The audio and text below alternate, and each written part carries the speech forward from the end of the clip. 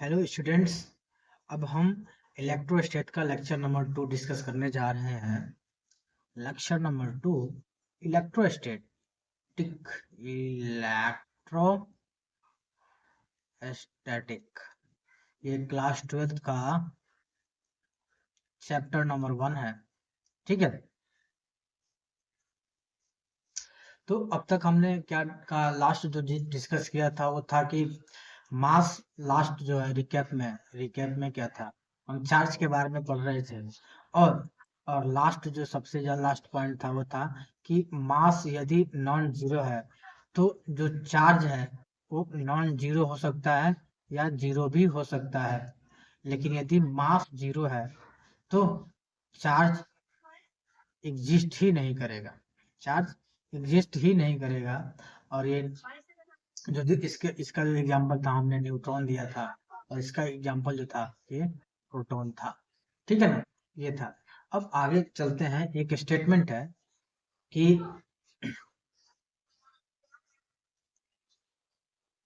एक स्टेटमेंट है in conductor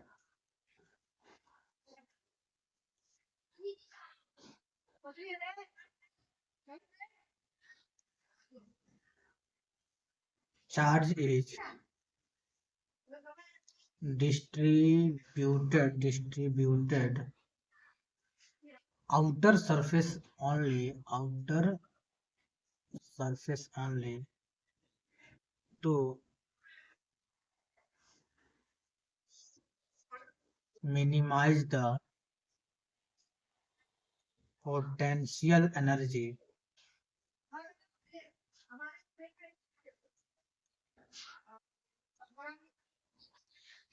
while in non-conductor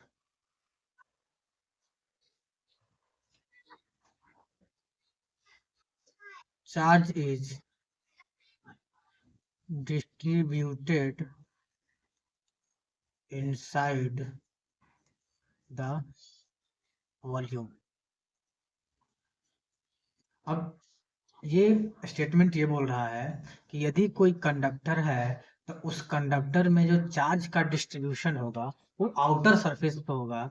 लेकिन यदि वो नॉन कंडक्टर है उस केस में जो चार्ज का जो डिस्ट्रीब्यूशन होगा वो होल वॉल्यूम में हो सकता है, इनसाइड द वॉल्यूम होगा। क्योंकि नॉन कंडक्टर में चार्ज तो ट्रेवल नहीं करता है, घूमता नहीं है उधर उधर। लेकिन कंडक्टर में चार्ज घूमता है, इधर उधर घूमता है। ठीक है, इसीलिए वो यदि बीच में भी देते हैं कंडक्टर के तो वो भाग के चला जाएगा कहाँ पे, आउटर सरफेस पे। और आउटर सरफेस पे जाने का एक ही कारण है कि वो अपने पोटेंशियल एनर्जी को मिनिमाइज करता है। तो कैसे मिनिमाइज करता है आगे हम पढ़ने वाले हैं। इस स्टेटमेंट के हिसाब से हम एक चार्ट बनाते हैं, उसमें देखते हैं कंडक्टर और नॉन कंडक्टर में क्या क्या चीजें होती हैं।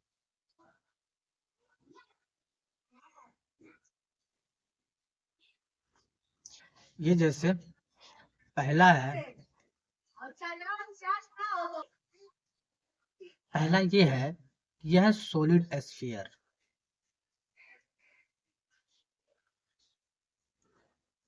सॉलिड स्फीयर है, कंडक्टर में है। यहाँ भी पहले में ये भी सॉलिड स्फीयर है लेकिन नॉन कंडक्टर है ये। ठीक है ना।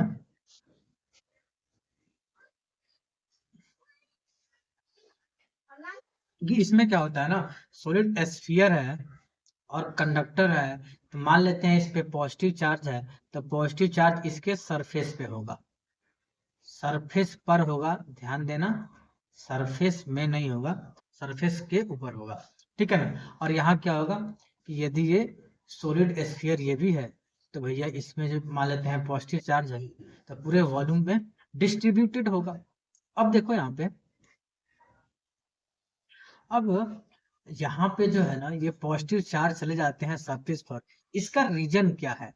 तो इसके रीजन में मैं ये लिख सकता हूँ कि मान लेते हैं कि सिर्फ और सिर्फ पॉजिटिव चार्ज है तो एक दूसरे से क्या करेंगे, रिपेल करेंगे।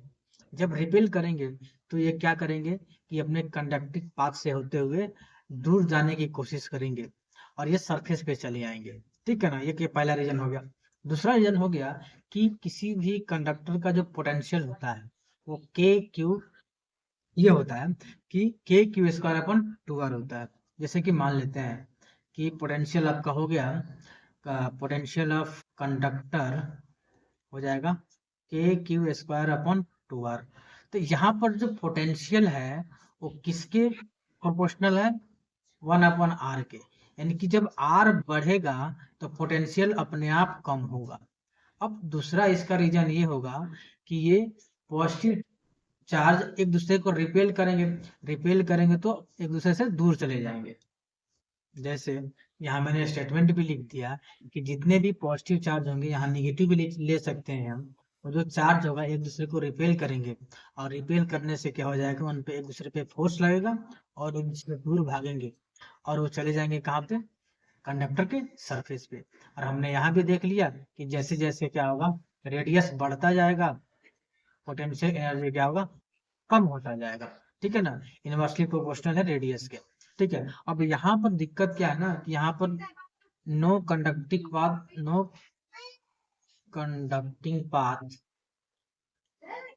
अवेलेबल, कोई कंडक्टिंग पाथ अवेलेबल है ही नहीं। जब है ही नहीं तो भाई रिपेल करके भी क्या करेंगे, जब दूर भाग ही नहीं सकते, फोर्स तो लगाएंगे लेकिन दूर भाग ही नहीं सकते क्योंकि कंडक्टिंग पाथ नहीं है। इसीलिए जो नॉन कंडक्टर में जो सॉलिड स्फीयर होता है, वहां पे जो चार्जेज होते हैं वॉल्यूम में ही सिचुएटेड रहते हैं। ठीक है, अब दूसरा है सेल,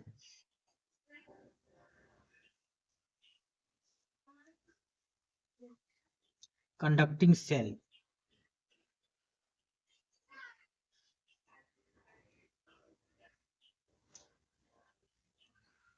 नॉन कंडक्टिंग सेल,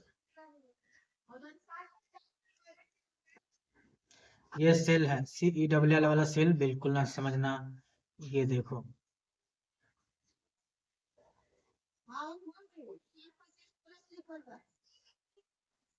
ये हो गया।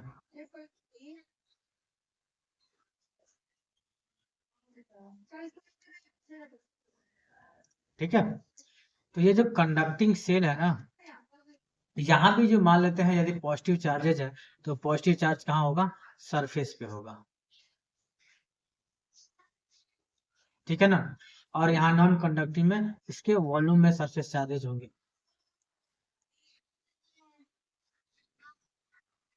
ठीक है ना, अब इसमें तीसरा आ जाता है हमारा सेल।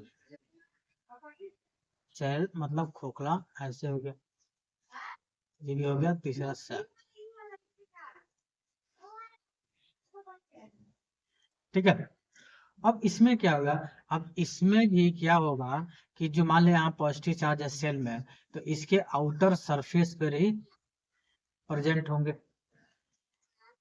अब देखो, अब यहाँ पर इस सेल में क्या होगा, तो सेल को देखो, इस भी जो लेयर होगा 2 लेयर, उसके बीच में प्रेजेंट होंगे, इसमें अंदर नहीं, लेयर के बीच में। कैसे कैसे फील करेंगे इसको, जैसे मान लेते हैं कि नॉन कंडक्टिंग सेल है। ठीक है, इसमें क्या करेंगे हम कि इसको हम थोड़ा सा इधर से भी पतला करते हैं, इधर से भी प्रेस करते हैं, इधर से भी प्रेस करते हैं, इधर से भी प्रेस करते हैं। जब प्रेस करेंगे तो क्या हो जाएगी, एकदम पतली लेयर हो जाएगी सेल की तरह। और जो इसमें पॉजिटिव चार्ज है, ये अंदर वाला लेयर और बाहर वाला लेयर, इन दोनों के बीच में हो जाएगा। हो जाएगा कि नहीं हो जाएगा, हो जाएगा ना। तो वैसे ही समझो, जो सेल है ना, सेल जो है, ये अंदर वाला लेयर, ये बाहर वाला लेयर, इसको दोनों को प्रेस किया गया है, तो बहुत ही कम डिस्टेंस इनके बीच में हो गया है, सेल टाइप का बन गया है, और उनके बीच में जो पॉजिटिव चार्ज जो है ट्रैप हुआ है। ठीक है ना, ऐसे समझा करो। यानी कि क्या होता है कि चार्जेस, एक पॉइंट भी लिख सकते हैं यहाँ पे,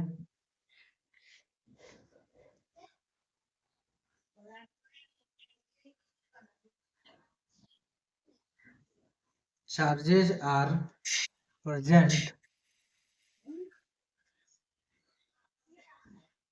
with in the layers, layer के अंदर प्रेजेंट होती हैं। ठीक है ना, और ये जो स्टेटमेंट है, ये इसके लिए भी वैलिड है और ये इसके लिए भी वैलिड है, दोनों के लिए वैलिड है। ठीक है ना, इसके लिए भी, इसके लिए भी। ठीक है, फिर आगे चलते हैं। आगे में एक बहुत इंपॉर्टेंट आता है, छोटी छोटी चीजें मैं बता रहा हूँ, शुरुआत चैप्टर का हुआ है, दूसरा लेक्चर चल रहा है। हम यहाँ पढ़ेंगे चार्ज डेंसिटी के बारे में, थोड़ा बहुत डिस्कस करेंगे, फिर इसमें क्वेश्चन करेंगे, फिर मेथड ऑफ चार्जिंग पे चलेंगे। ठीक है ना।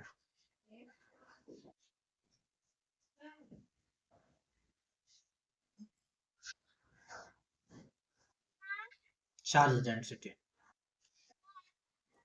अब चार्ज डेंसिटी में तीन चीजें आती हैं। पहली हो गई लीनियर चार्ज डेंसिटी। ठीक है ना, लीनियर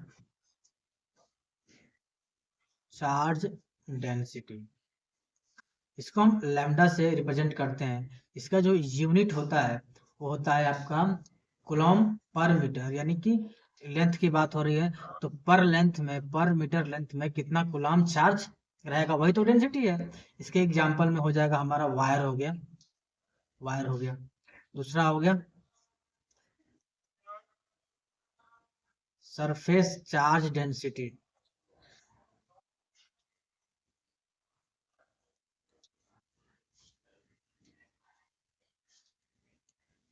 ये लैम्डा है, ये सिग्मा है, सिग्मा।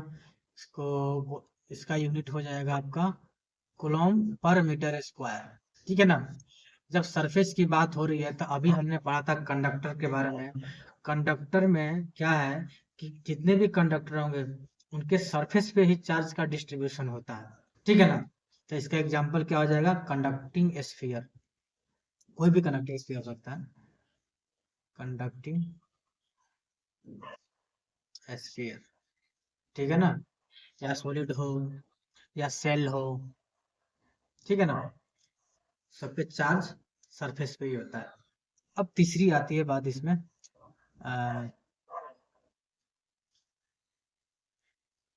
वॉल्यूम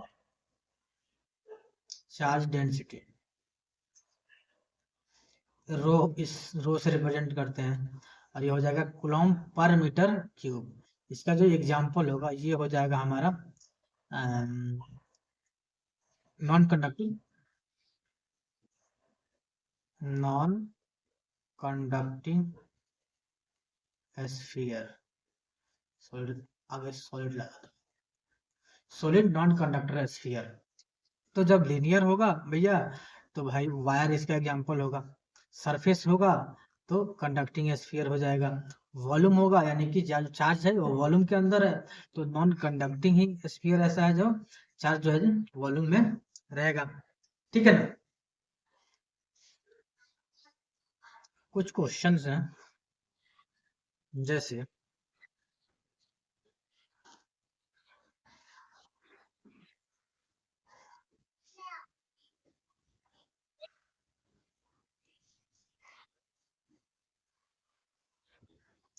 अब क्वेश्चन ये है कि एक रॉड है, ये रॉड है, एक रॉड तो लीनियर ही होता है, और किसी एक एंड से एक्स दूरी पर, ये x distance from one and है। ठीक है। अब इसका जो चार्ज डेंसिटी दे रखा है lambda naught x upon L, यानी कि जो लीनियर चार्ज डेंसिटी है वो वेरिएबल है। इसका जो पूरा लेंथ है, लेंथ है इसका एल दे रखा है, इसका पूरा लेंथ एल दे रखा है रॉड का, और किसी एक एंड से ये एक्स दूरी पर है, ये एक्स दे रखा है, डिस्टेंस दे रखा है। ठीक है। अब इसमें ये बोल रहा है कि चार्ज बताइए इस रॉड पे कितना होगा। तो इसका सॉल्यूशन ऐसे करेंगे,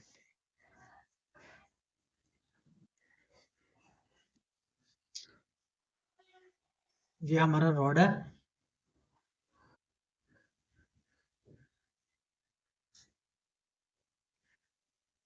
यहाँ से लेके यहाँ तक ये एक्स दूरी है, और ये एक्स दूरी पर हम क्या लेते हैं, एक एलिमेंट ले लेते हैं, dx दूरी का एक एलिमेंट ले लेते हैं। ठीक है। हम ये मान के चल रहे हैं ये dx लेंथ में dq चार्ज है। ठीक है ना। तो dq equal to lambda dx। Lambda कहाँ से क्या भैया, अरे लैम्डा का मतलब है charge per unit length, length length से कट गया तो चार्ज बचेगा यहाँ पर, तो चार्ज इक्वल टू चार्ज। ठीक है ना। तुम ऐसे भी कर सकते हो कि d q upon d x is equal to lambda, तो d q is equal to lambda d x, ऐसे भी कर सकते हो। ठीक है, मैंने डायरेक्ट लिख दिया है। तो हो गया आपका d q is equal to lambda d x हो गया। तो यदि पूरा चार्ज हमें फाइंड आउट करना है तो इंटीग्रेट करना पड़ेगा लैम्डा डी एक्स, और फिर से इसको, ये लेंथ है ना, यहाँ से 0 से लेकर एल तक इसका लेंथ है, 0 से लेकर एल तक। और लैम्डा की वैल्यू दे रखी है क्या, lambda naught x upon L D x, 0 से लेकर एल तक। तो यहाँ पर क्या हो जाएगा कि लैम्डा नॉट अपॉन एल बाहर निकलेगा, एक्स को हम इंटीग्रेट करेंगे तो एक्स का इंटीग्रेशन होगा एक्स स्क्वायर बाई 2, 0 से लेके एल तक इसको हम इंटीग्रेट करेंगे। तो ये हो जाएगा lambda naught L square upon 2 होगा, एल से एल कट जाएगा तो लैम्डा एल बाई 2, ये हो जाएगा आपका कूलॉम पर मीटर। ये हो जाएगा आपका, अरे कूलॉम होगा यार, पर मीटर कहाँ से आएगा, ये कूलॉम हो जाएगा। आप इतना चार्ज जो है इस पूरे रॉड में है। ठीक है, अब दूसरा क्वेश्चन देखते हैं।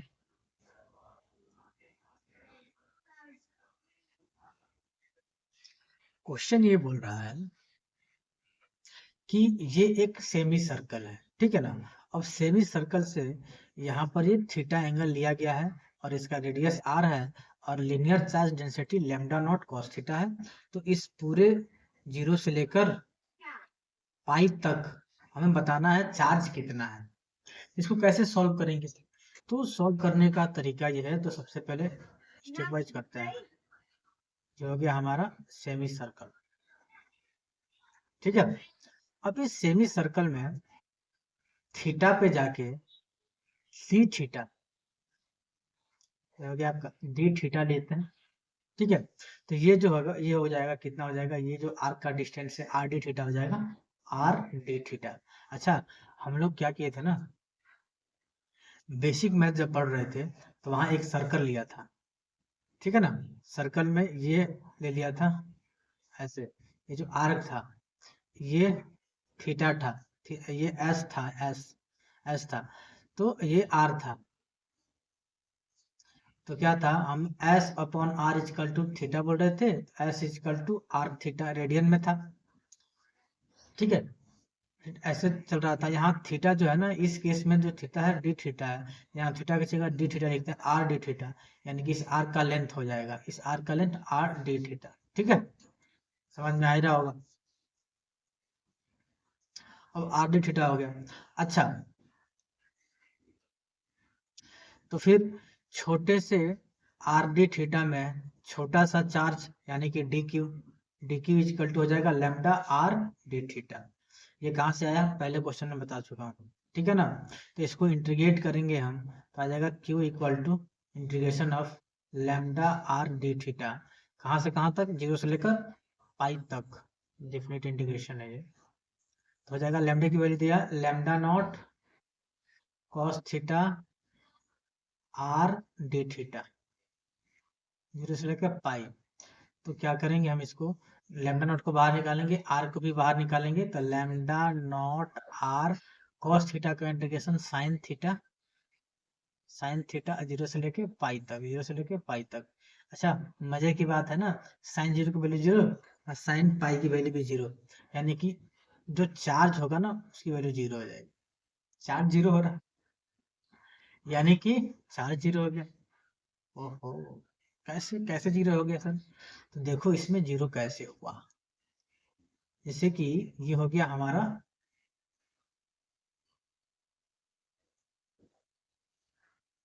सेमी सर्कल,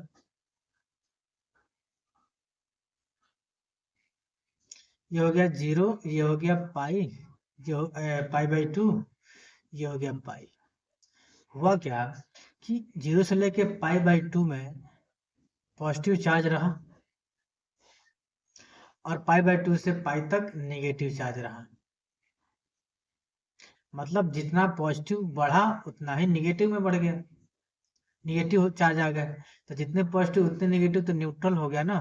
तो यहाँ पर क्या हो जाएगा कि चार्ज हो गया 0 हो गया, यहाँ पे नेट चार्ज जो हुआ वो 0 हो गया, ठीक है ना। ठीक है, तो उसके बाद क्या हुआ कि चार्ज तो नेट चार्ज 0 हो गया, लेकिन जो चार्ज डेंसिटी है ना लैम्डा, ये में बी 0। देखो यहाँ पर चार्ज डेंसिटी तो है, यहाँ पे, यहाँ भी है, यहाँ भी है, लेकिन यहाँ नेट चार्ज 0 हो गया, यानी कि चार्ज डेंसिटी 0 हो भी सकता है, नहीं भी हो सकता है। इसी के लिए ये क्वेश्चन किया गया है कि चार्ज डेंसिटी में भी 0 लेकिन नेट चार्ज 0 हो सकता है। ठीक है, चार्ज डेंसिटी 0 हो चाहे ना हो, लेकिन नेट चार्ज 0 हो जाएगा, कोई दिक्कत नहीं होगा। यही इसी के लिए क्वेश्चन किया गया। ठीक है, अब हम चलते हैं मेथड ऑफ चार्जिंग पे।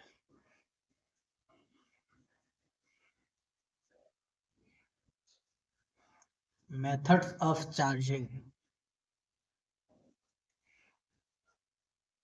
इसमें पहला आता है फ्रिक्शन। फ्रिक्शन आता है, तो फ्रिक्शन में क्या हुआ, जैसे मान लेते हैं कि ये एक कंडक्ट, कोई भी बॉडी है कंडक्टिंग, कंडक्टिंग नहीं बोल सकते यहाँ पे,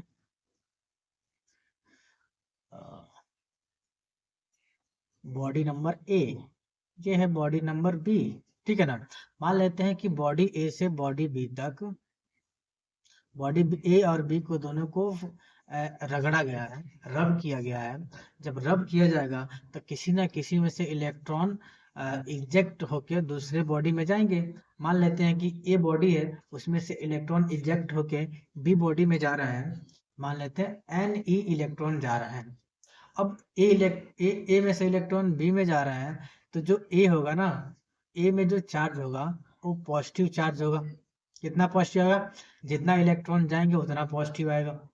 अच्छा, बी में इलेक्ट्रॉन जा रहे हैं तो बी में निगेटिव चार्ज आएगा, तो कितना चार्ज आएगा कि बी में जितने निगेटिव इलेक्ट्रॉन, मतलब जितने इलेक्ट्रॉन आ रहे हैं उतने निगेटिव चार्ज आएगा, तो माइनस एन ई इस पे चार्ज आएगा। ठीक है ना, कहने का मतलब ये है ना कि जो क्यू ए होगा और क्यू बी होगा, ये जो बोथ हो, ये जो दोनों होगा, ये दोनों क्या होगा, दोनों चार्ज ये मैग्नीट्यूड में, मैग्नीट्यूड इक्वल होगा, इक्वल होगा, मैग्नीट्यूड इसका इक्वल होगा, लेकिन नेचर इसका अपोजिट होगा, नेचर इसका अपोजिट होने वाला है। ठीक है, अब ये चीजें होती कहाँ है, तो बचपन में तुम लोगों ने काफी ये सब खेला होगा कि कम्ब में क्या किया होगा कि, क्या किया कि कम्ब में ऐसे रगड़ लिया अपने सर में, रगड़ने के बाद क्या किया कि किसी भी छोटे छोटे कागज के टुकड़ों के पास लेकर आए, फिर देखा कि भाई कागज के टुकड़े तो इस पे क्या हो रहे हैं, अट्रैक्ट हो रहे हैं। जैसे एग्जाम्पल के तौर पे हम कर भी लेते हैं ऐसा, जैसे मैंने इस छोटे टुकड़ों के लिया, उठ के फाड़ रहा हूँ।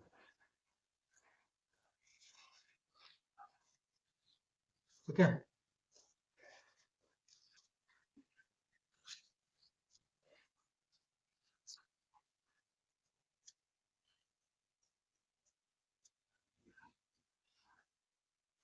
ठीक है, मैं यहाँ रख दिया। अब आपके सामने मैं करने वाला हूँ, देखो।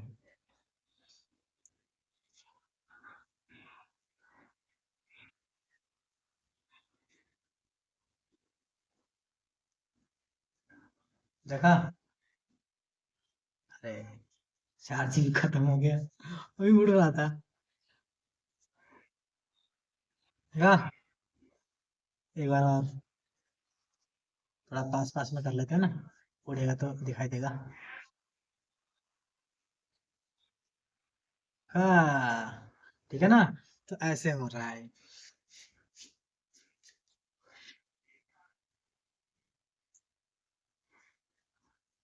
ठीक है, तो क्या हो जाता है कि चार्ज इस पे डेवलप हो गया है और इसको अट्रैक्ट कर ले रहा है। ठीक है ना, अब ये फ्रिक्शन से हो गया। अब दूसरा इसमें आता है ना, कंडक्शन।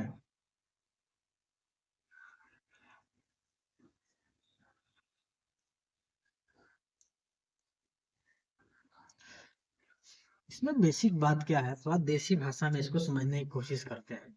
जैसे मान लेते हैं कि ये एक कंडक्टर है, ठीक है, ये भी एक कंडक्टर है। ठीक। ये दूसरा क्या, इसका टेम्परेचर T1 है और ये एक कंडक्टर है,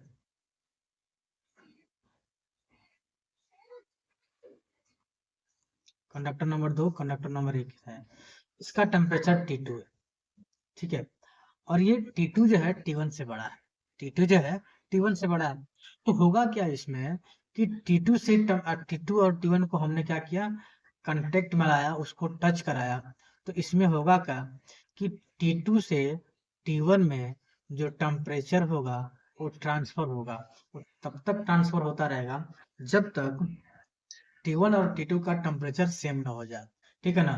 दूसरी बात है, मान लेते हैं कि ये एक टेस्ट ट्यूब है। ठीक है, ये दूसरा दूसरा टेस्ट ट्यूब है, दोनों को आपस में कनेक्ट किया गया है।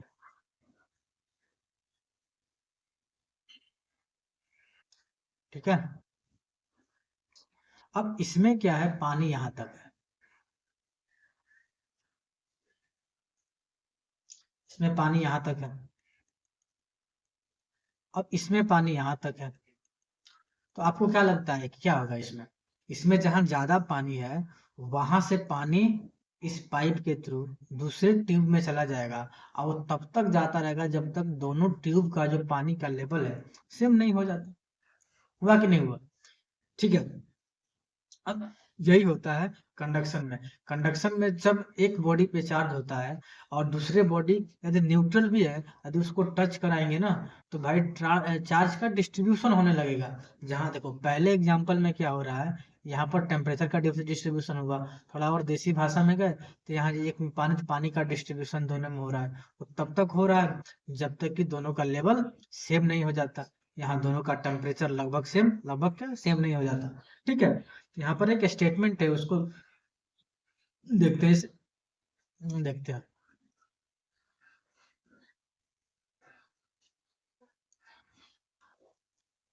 तो स्टेटमेंट इस प्रकार है कि होता क्या है कि जब हम दो कंडक्टर को आपस में टच करते हैं तो उसमें क्या होता है, चार्ज चार्ज का जो क्या होता है डिस्ट्रीब्यूशन होने लगता है उन दोनों कंडक्टर्स में। और डिस्ट्रीब्यूशन किस तरह होता है, उनके रेशियो, रेडियस के रेशियो में उसका डिस्ट्रीब्यूशन होता है। आइए, डिस्ट्रीब्यूशन क्यों होता है, क्योंकि जो पोटेंशियल होती है, पोटेंशियल उन दोनों को पोटेंशियल अलग अलग होती है, दोनों को एक पोटेंशियल बनाने के लिए, कॉमन पोटेंशियल लाने के लिए ऐसा होता है। तो जानते हैं हमको पोटेंशियल का जो फॉर्मूला होता है V इक्वल टू के क्यू अपॉन आर होता है। वो पिछली बार वाला जो पढ़ा था पोटेंशियल एनर्जी था। ठीक है ना, ये पोटेंशियल है, दोनों अलग अलग चीज है, वो एनर्जी है, ये एनर्जी नहीं है। के क्यू अपॉन आर। ठीक है, यानी कि जो यहाँ से ये बोल सकते हैं हम कि के Q equal to V R, यानी Q directly proportional to R, यहाँ से ये बोल सकते हैं। यानी कि जो चार्ज होगा ना, चार्ज का जो डिस्ट्रीब्यूशन होगा वो रेडियस के डायरेक्टली प्रोपोर्शनल। क्वेश्चन है इसमें, क्वेश्चन से समझते हैं, समझ में आ जाएगा। जैसे कि ये एक स्फीयर है, इस पे चार्ज है क्यू और ये इसकी पोटेंशियल है भी। दूसरा एक इसी तरह का एक स्फीयर है, ये दोनों क्या है, आइडेंटिकल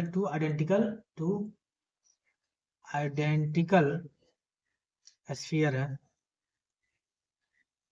वो भी मेटेलिक मेटेलिक स्फीयर है। ठीक है, अब हमने क्या किया कि इसको टच कराया,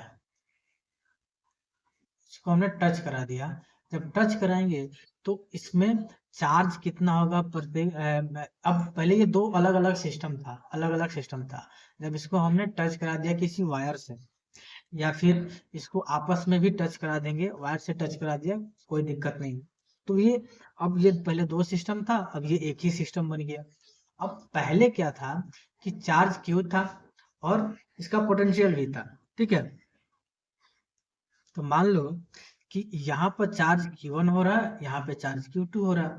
तो क्या होगा, Q1 अपॉन Q2 जो होगा वो किसके रेशियो में होगा, इसके रेडियस के रेशियो में। ठीक है ना, जैसे कि हो गया आपका यहाँ पर Q1 इक्वल टू हो जाएगा R upon 2R into Q, R से R कट गया, Q/2 आ गया।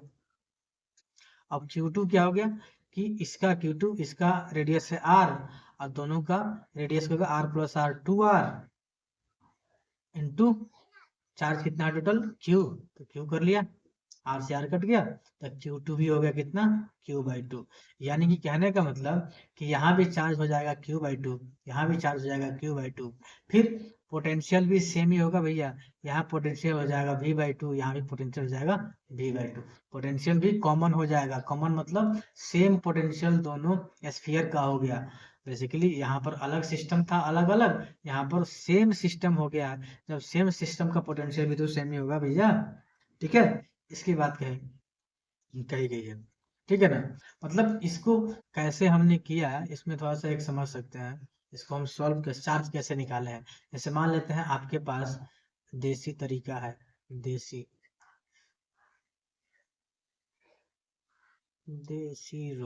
तरीका है। जैसे मान लें कि आपके पास कोई 50 रुपया है, टोटल आपके पास 50 रुपया है, ठीक है ना। आपको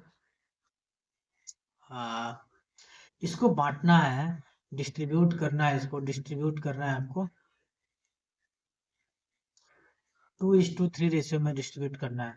तो हम क्या करते हैं, यदि जो 2 वाला है वो कितना पार्ट लेगा 2/5, और जो 3 वाला है वो कितना पार्ट लेगा 3/5, यानी कि 2 टोटल पार्ट कितने हैं 5, तो नीचे 5 5 लिख दिया, ऊपर 2 लिख दिया, और फिर यहाँ पर दूसरे वाले फ्रैक्शन में 3 लिख दिया।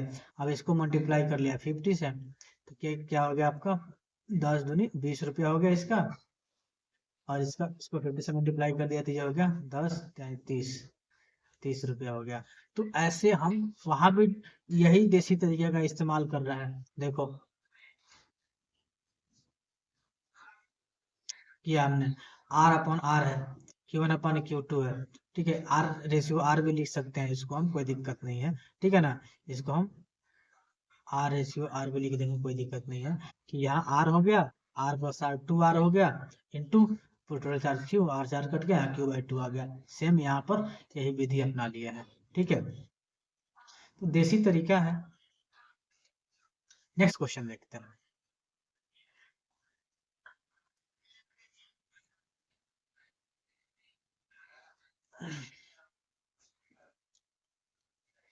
ये एक मेटेलिक स्फीयर है, ये भी दूसरा एक मेटेलिक स्फीयर है, इसका रेडियस है R, इसका रेडियस है R, इस पे है चार्ज 60 माइक्रोकूलम, इस पे चार्ज है -20 माइक्रोकूलम, ठीक है ना। तो चार्ज डिस्ट्रीब्यूशन बताना है।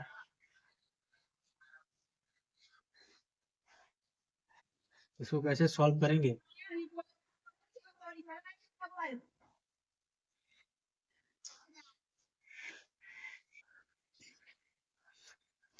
तो इसमें डिस्ट्रीब्यूशन कैसे होगा, सॉल्यूशन करते हैं इसका। चार्ज हो गया, तो टोटल चार्ज इसमें कितने होंगे, क्यू टोटल होगा, क्यू टोटल जो होगा हो जाएगा 60 माइक्रोकूलम -20 माइक्रोकूलम हो जाएगा 40 माइक्रोकूलम, 40 माइक्रोकूलम, ठीक है ना। दोनों का रेशियो कितना है, आर आर है, इसका मतलब जो 40 माइक्रोकूलम है आधा आधा दोनों में बढ़ जाएगा। तो ये फर्स्ट वाला का हो जाएगा 20 माइक्रोकूलम, सेकेंड वाला का हो जाएगा 20 माइक्रोकूलम। ऐसा इसलिए होगा क्यों, दोनों क्या है, दोनों का रेडियस क्या है, सेम है। जब रेडियस सेम हो गया और उसको जब हम टच करा देते हैं, टच कराने के बाद क्या हो जाएगा, उसका चार्ज का डिस्ट्रीब्यूशन भी सेम हो जाएगा। पोटेंशियल भी सेम, पोटेंशियल की बात तो इसमें की नहीं है, ठीक है ना। अब नेक्स्ट क्वेश्चन करते हैं। नेक्स्ट क्वेश्चन में क्या है कि ये मेटेलिक स्फीयर है, इस पे है 3 ई चार्ज है, और दूसरा मेटेलिक स्फीयर है जिसपे 2 ई चार्ज है, और इन दोनों आइडेंटिकल है, इसका भी रेडियस R है, इसका भी रेडियस R है। 2 मेटेलिक स्फीयर है, तो चार्ज का डिस्ट्रीब्यूशन कैसे होगा इसमें देखते हैं, ठीक है ना। अब देखो क्या होगा कि जैसे कि हमने क्या करा, यहाँ पर ये हो गया, इसका रेडियस R है, इसको हमने वायर से जोड़ दिया, इसका भी रेडियस R है। अब होगा क्या, यहाँ मान लो Q1 है, यहाँ Q2 है, इस क्वेश्चन में कुछ लोग सॉल्व करेंगे तो पागल हो जाएंगे भाई, कैसे कि ये रेडियस आर आर है, तो भैया देखिए 3 इलेक्ट्रॉन 2 इलेक्ट्रॉन, ऐसे सॉल्व करेंगे। अरे क्या गया, ये हो गया टोटल जो चार्ज होगा, टोटल चार्ज ये हो जाएगा तुम्हारा 5e। तो जो Q1 होगा वो हो जाएगा 2.5e, और Q2 जो हो गया 2.5e हो जाएगा, जो कि सरासर गलत है, क्योंकि कोई भी चार्ज जो होगा ना तो पॉइंट पे नहीं होने वाला, पॉइंट पे नहीं होने वाला। एन ई है, एन ई, यहाँ एन ई ठीक है 5 है, यहाँ एन तो 2.5 हो गया ना, 2.5 एन की वैल्यू हो ही नहीं सकती, ठीक है। तो ये तो चीज गलत हो गया। इसमें बेसिकली होगा क्या कि यहाँ जो क्यू होगा ना, ये 3 और 2 5 हो गया ना, ये 2 इलेक्ट्रॉन हो गया, ये भी 2e हो जाएगा, 2e चार्ज होगा। जो 1e होगा ना वो ओसिलेट करेगा, ओसिलेशन में रहेगा। होगा क्या, यहाँ देखो, यहाँ 2e है, यहाँ 2e है, अब यहाँ पर चार्ज तो इक्वल हो गया। अब जो यहाँ पर ओसिलेट करेंगे ना, चार्ज यहाँ जाएगा, जैसे यहाँ जाएगा ना, देखो यहाँ 3 इलेक्ट्रॉन, यहाँ 2 इलेक्ट्रॉन, अरे भाई इधर जाना चाहिए, फिर इधर आएगा, फिर यहाँ पर 3 इलेक्ट्रॉन हो जाएगा, फिर यहाँ पर 2 इलेक्ट्रॉन हो जाएगा, उसके बाद से जब यहाँ ज्यादा हो जाएगा तो फिर ये इधर से इधर आएगा कंपनसेट करने के लिए, तो भैया ये झूलता रहेगा, ठीक है ना। तो ये एक इलेक्ट्रॉन से ऑसिलेट करेगा। तो फिर यहाँ पर एक क्वेश्चन ये उठता है कि भैया यदि तार को, यदि इलेक्ट्रॉन यहाँ है और तार को यहाँ से काट दिया गया तो क्या होगा। तो भैया जब तार के को काटोगे तो ऐसा थोड़े कि इलेक्ट्रॉन को ही काट दिए, जिसके झोली में जाएगा इलेक्ट्रॉन वहां इलेक्ट्रॉन एक ज्यादा हो जाएगा। यदि इधर इलेक्ट्रॉन फंस गया तो यहाँ 2 इलेक्ट्रॉन के 2e के जगह पर e हो जाएगा, यहाँ फंस गया तो 2e की जगह e हो जाएगा। किसी में यहाँ पे 2e होगा तो यहाँ पर 3e होगा, या यहाँ पर 3e होगा तो यहाँ पर 2e होगा, ये सब चीजें हो जाएंगी इसमें, ठीक है ना। बढ़िया क्वेश्चन था ये। नेक्स्ट क्वेश्चन में देखते हैं क्या है। देखो, ऐसे कि मान लो कि दो मेटेलिक स्फीयर हैं, ये मेटेलिक स्फीयर है, तो मेटेलिक स्फीयर, ये 3r इसका रेडियस, इसका r रेडियस, इसमें चार्ज 120 माइक्रोकूलम, इस पे चार्ज है 60 microcoulomb. if both conductors are connected, then find out charge distribution on each conductor, ठीक है।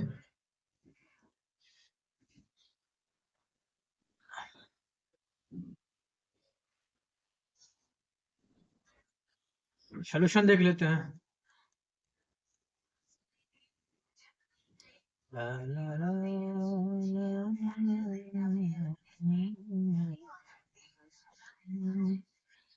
सोल्यूशन सोल्यूशन देखो भैया, ये हो गया R, ये हो गया 3R, कनेक्ट हो गया। यहाँ पे मान लेते हैं चार्ज कनेक्ट होने के बाद जो Q1 हो जाएगा, चार्ज यहाँ हो जाएगा Q2, तो Q1 रेशियो Q2 हो जाएगा तुम्हारा R रेशियो 3R, क्योंकि Q directly proportional to R है। हम लोगों ने कल नहीं, आज ही देखा था, इसे पीछे लेक्चर में ही देखा था, 1:3 में होगा। तो भैया यहाँ Q टोटल क्या होगा, Q टोटल हो जाएगा 120 माइक्रोकूलम प्लस 60 माइक्रोकूलम, 100 और 180 माइक्रोकूलम, 180 माइक्रोकूलम हो जाएगा। तो जो Q1 होगा वो हो जाएगा 1/4 इंटू 180 माइक्रोकूलम, तो हो जाएगा 45 माइक्रोकूलम, ठीक है। और जो Q1 होगा हो गया 45 माइक्रोकूलम, Q2 जो हो जाएगा 180 माइनस 45 करो 135 आ जाएगा। लेकिन ऐसे करते हैं ना, 3/4 इंटू 180 माइक्रोकूलम, तो ये हो जाएगा 45 इंटू 3 135 माइक्रोकूलम। आया कि नहीं आया। चार्ज डिस्ट्रीब्यूशन हम पता लगा लिए, ये देसी तरीका है सॉल्व करने का, ठीक है। ये टच नहीं हुआ है, टच हो गया। ठीक है, तो यहाँ पर एक चीज भी हम देख सकते हैं, दूसरी चीज क्या देख सकते हैं कि चार्ज का डिस्ट्रीब्यूशन हो गया। अच्छा, एक चीज हमने स्टेटमेंट में पढ़ा था कि किसी भी बॉडी पे चार्ज है और उसको दूसरे बॉडी से कनेक्ट किया गया है, तो चार्ज का डिस्ट्रीब्यूशन होगा in the ratio of radius. यहाँ पे हो गया। और एक और आगे चीज था कि इसका जो पोटेंशियल होगा कॉमन हो जाएगा, सेम हो जाएगा दोनों का पोटेंशियल। तो देखते हैं इसमें दोनों का पोटेंशियल कैसा है, क्या सेम है क्या। मैं ये लिखूंगा, यस सर यही लिखा। ठीक है, तो मान लेते हैं V1 का पोटेंशियल देखते हैं। पोटेंशियल हमको पता है कि V इक्वल टू होता है के क्यू अपन आर होता है पोटेंशियल फॉर्मूला। तो के क्यू कितना है 45 अपन आर। V2 क्या हो जाएगा के 135 अपन 3R हो जाएगा के 45 अपन आर। अरे भाई सेम हो गया, ये और ये दोनों क्या हो गया, सेम पोटेंशियल। V1 का भी सेम, ये 3 से कट जाएगा, 45 हो जाएगा। तो के 45 अपॉन आर, ये भी हो गया। तो भैया यहाँ में के 45 अपॉन आर, यानी कि जो पोटेंशियल है दोनों का पोटेंशियल क्या हो जाएगा, सेम पोटेंशियल हो जाएगा। यानी कि बोल सकते हैं कॉमन पोटेंशियल हो गया। यहाँ पर हमने देख भी लिया, उस स्टेटमेंट को वेरीफाई भी कर लिया। ओके, ठीक है। उस स्टेटमेंट को वेरीफाई करने के बाद एक चीज इसमें और चीज होती है कि देखो, ये मैं बोल रहा हूँ कि हो गया। ये इससे पहले वाले क्वेश्चन में थोड़ा सा देखते हैं। यहाँ भी था कि इससे पहले वाले यहाँ देख, यहाँ क्या हुआ कि कंडक्शन जब हुआ ना, कंडक्शन के बाद की जो प्रोसेस थी बाद में, ये चार्जेस देखो यहाँ पर Q1 जो है 20 माइक्रोकूलम है, Q2 हो गया 20 माइक्रोकूलम। ठीक है, दोनों सेम है, सेम है, चार्ज सेम हो गए। अब इसकी पोटेंशियल वहां सेम प्रूफ किए थे, पोटेंशियल भी सेम ही रहेंगे इसके। अब दूसरी बात यहाँ देखो, यहाँ चार्जेस यहाँ सेम है, एक इलेक्ट्रॉन एक्सीलरेट करता है, ठीक है ना, उसको छोड़ दिया जाए तो यहाँ पोटेंशियल सेम हो जाएगा। अब यहाँ देखो, अब यहाँ पर क्या है कि चार्जेस क्या है, डिफरेंट है, एक में 45 माइक्रो है, माइक्रोकूलम है, एक में 135 माइक्रोकूलम है, लेकिन यहाँ पोटेंशियल सेम है। पोटेंशियल हर जगह सेम रहता है, ठीक है ना। तो यहाँ से एक चीजें निकलती है कि किसी भी कंडक्टर में पोटेंशियल सेम होता है, लेकिन चार्ज का जो डिस्ट्रीब्यूशन है वो अलग अलग हो सकता है। तो लिख सकते हैं स्टेटमेंट में, in conductor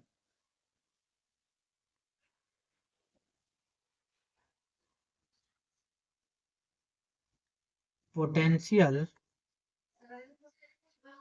must be, potential must be same या common while charges on each conductor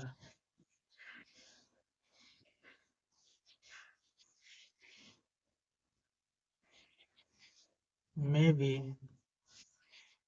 different in conduction।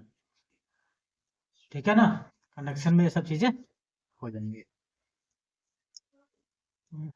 Question ये है, इसमें एक और क्वेश्चन है। क्वेश्चन ये है कि एक यहाँ मेटेलिक मेटल है जिसका है आर रेडियस, और इसका चार्ज डेंसिटी है सिग्मा। ये है आपका 2R रेडियस वाला एक स्फीयर, मेटेलिक स्फीयर, जिसका चार्ज डेंसिटी है भी सिग्मा ही है।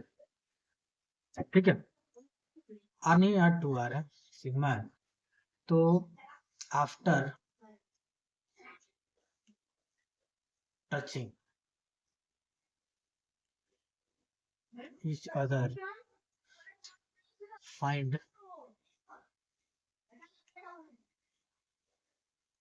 द पहला चार्ज डेंसिटी पता करना है, charge density of each sphere, और दूसरा है रेशियो पता करना, रेशियो ऑफ चार्ज डेंसिटीज दोनों का लैम्डा 1 अपन लैम्डा 2, कंडक्शन के बाद की बात हो रही है, ठीक है। तो इसको सॉल्व कैसे करेंगे? देखो भैया, इसमें पूछा है हमसे, क्वेश्चन ये बोल रहा है कि दो मेटेलिक कंडक्टर है जिनका charge density, surface charge density है सिग्मा, जो दे रखा है दोनों का सेम है, लेकिन दोनों का रेडियस अलग अलग है। तो हमको क्या पता करना है कि जब कंडक्शन हो जाएगा, इन दोनों को जोड़ दिया जाएगा, आपस में मान लो जोड़ दिया गया इसको, तो भैया बताओ अब फाइनल जो सिग्मा 1 होगा वो पता करना है, सिग्मा 2 वो भी पता करना है, और सिग्मा 1 अपॉन सिग्मा 2 का रेशियो क्या होगा ये भी पता करना है। देखो इसको हम डायरेक्ट भी सॉल्व कर सकते हैं, लास्ट लेक्चर जब हम पढ़ेंगे ना वहां पे ये सीखेंगे बाद कि डायरेक्ट कैसे सॉल्व करते हैं, वो 10 सेकंड में सॉल्व होगा। लेकिन इसकी प्रोसीजर कितनी बड़ी है इसमें थोड़ा सा देखते हैं। ये होगा क्या, अच्छा, जब हम चार्ज डेंसिटी यहाँ पूछ रहा है तो हम क्वेश्चन को सॉल्व करते समय चार्ज डेंसिटी में डील नहीं करेंगे। हमने क्या सीखा है कि उसको चार्ज में डील करने के लिए, चार्ज, क्योंकि चार्ज और रेडियस आपस में क्या है, लिंक्ड है, charge q directly proportional to r है, इसीलिए हम सिग्मा को चार्ज में कन्वर्ट करेंगे। तो कैसे कन्वर्ट कर सकते हैं, अच्छा, सरफेस चार्ज डेंसिटी जो होता है,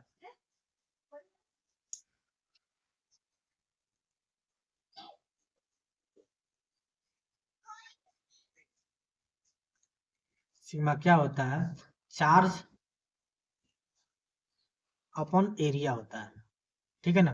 तो सिग्मा इक्वल टू चार्ज क्या है, चार्ज मान लो क्यू है तो एरिया क्या हो जाएगा, एरिया हो जाएगा, यहाँ से हो जाएगा q equal to sigma into area, ठीक है। अब या इस केस में क्या है, इस केस में स्फीयर है तो स्फीयर का एरिया होता है 4 pi r square.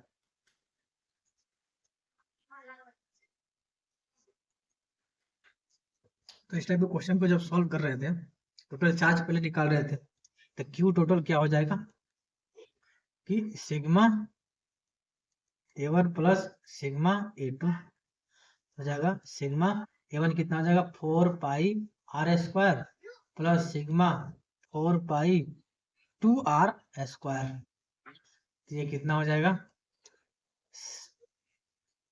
4 pi sigma r square plus 4 two जा 8 पाई सिग्मा आर स्क्वायर हो जाएगा 8 4 8 4 तो 4 4 चौके 16 या 16 होगा 16, 2 दूनी 4 4 चौके 16 16 यहाँ हो जाएगा 16 4 20 20 पाई सिग्मा आर स्क्वायर, ये टोटल चार्ज हो जाएगा दोनों स्फीयर को मिला के, ठीक है ना। अब हम क्या करेंगे, पता करेंगे Q1, तो Q1 रेशियो Q2 क्या हो जाएगा, एक का R है और एक का कौन सा है, 2R है ना, ये 2R है, हाँ 2R है, तो 1:2 रेशियो में हम इसको डिवाइड करेंगे R1:R2 में, R1 R है, R2 2R है, तो 1:2 रेशियो में होगा ही होगा। Q1 हो जाएगा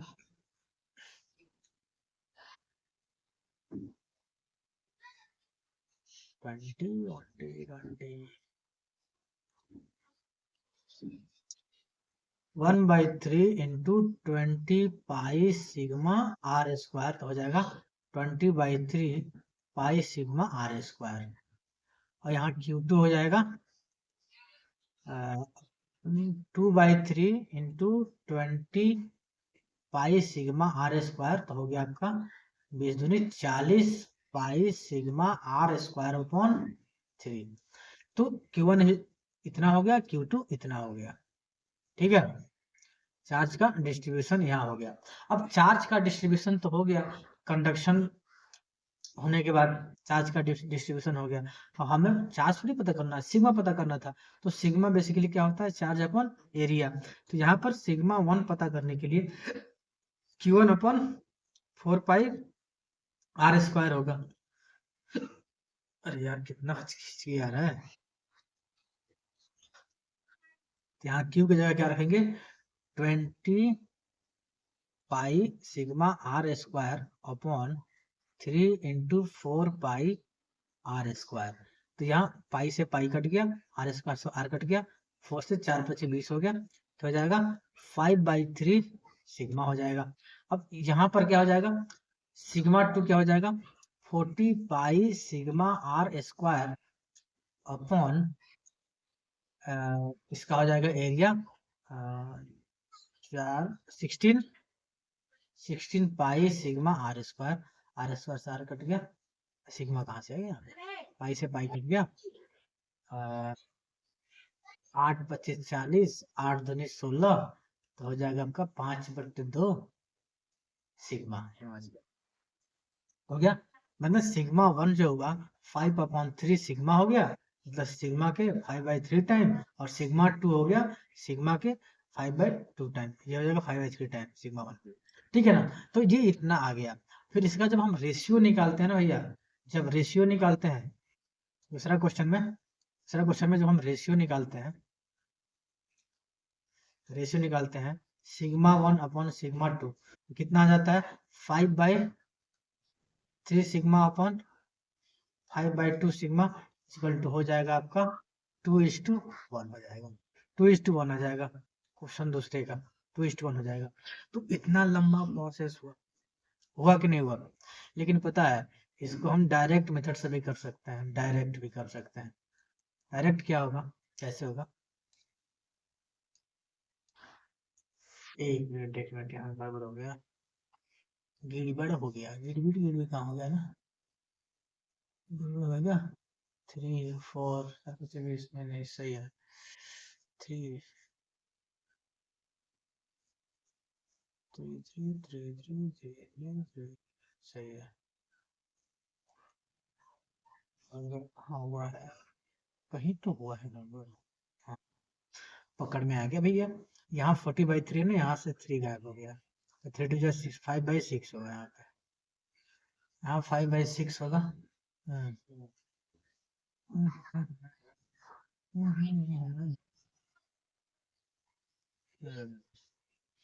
ये 5/3 ठीक आ गया, 5/3 5/6 यहाँ होगा, तभी तो 2:1 आएगा। ठीक है, यहाँ गड़बड़ था। अब डायरेक्ट मेथड में देखेंगे, डायरेक्ट मेथड में क्या होगा, जब हम लास्ट लेक्चर में जाएंगे ना, तो वहाँ एक चीज पढ़ेंगे हम, सिग्मा जो है ना इनवर्सली प्रोपोर्शनल होता है आर के, ठीक है ना। तो सिग्मा 1 अपॉन सिग्मा 2 पता है क्या होगा, R2 अपॉन R1 होगा, ठीक है। तो इसको हम ऐसे कर सकते हैं,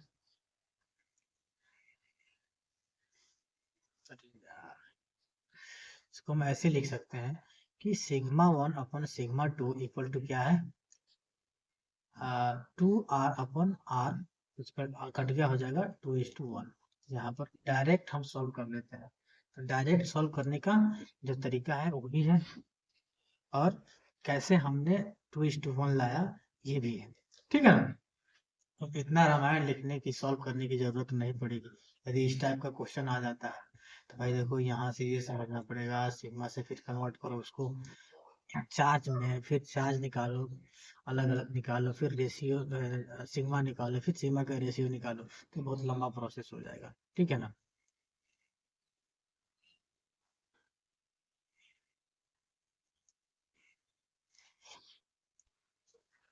हमने फ्रिक्शन खत्म कर लिया,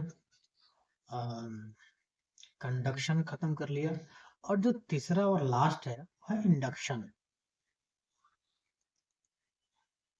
इंडक्शन है, ठीक है ना। तो इंडक्शन में है क्या, स्टेटमेंट लिखते हैं, तो स्टेटमेंट ये बोल रहा है कि जब कोई दो ऑब्जेक्ट, मान लेते हैं कि ये एक ऑब्जेक्ट है जो कि एक न्यूट्रल ऑब्जेक्ट है, एक न्यूट्रल ऑब्जेक्ट है, ठीक है ना। इसके पास यदि कोई चार्ज बॉडी आती है, चार्ज बॉडी, मान लेते हैं कि पॉजिटिव चार्ज बॉडी है, कंडक्टर ये भी चार्ज बॉडी आती है, पॉजिटिवली चार्ज बॉडी आती है, तो क्या होगा यहाँ पे, होगा ये कि ये पॉजिटिव है तो यहाँ पर नेगेटिव क्या हो जाएगा, डेवलप हो गया। अब यहाँ पर जब नेगेटिव डेवलप हो गया तो इसकी वजह से इधर पॉजिटिव भी डेवलप हो जाएगा, ठीक है। तो इसमें हुआ क्या, इस पॉजिटिव चार्ज बॉडी के वजह से इसको बोलते हैं इंड्यूसिंग बॉडी। क्या बोलेंगे? Inducing body. इसको बोलते हैं इंड्यूस्ड बॉडी। ठीक है ना? तो हुआ क्या इन दोनों के बीच में? क्या कोई चार्जिंग प्रोसेस हुआ क्या? चार्ज का ट्रांसफर हुआ क्या? नहीं भैया, कोई चार्जिंग प्रोसेस नहीं हुआ। इस पॉजिटिव चार्ज में से इधर कहीं चार्ज का ट्रांसफर हुआ? नहीं हुआ। तो भैया देखो, तो हुआ क्या? तो हुआ इसमें इंडक्शन प्रोसेस हुआ। एक चार्ज बॉडी के इन्फ्लुएंस में दूसरी चार्ज बॉडी जब आई, तो उस बॉडी में क्या हुआ? चार्ज का जो डिस्ट्रीब्यूशन था वो अफेक्ट हुआ। नेगेटिव चार्ज इधर आ गए और पॉजिटिव चार्ज इसके दूसरे सरफेस पे चले गए। ठीक है ना? तो इसी को बोलते हैं हम इंडक्शन। ठीक है? थोड़ा जैसे मान लो कि एक और एग्जांपल लेते हैं आगे।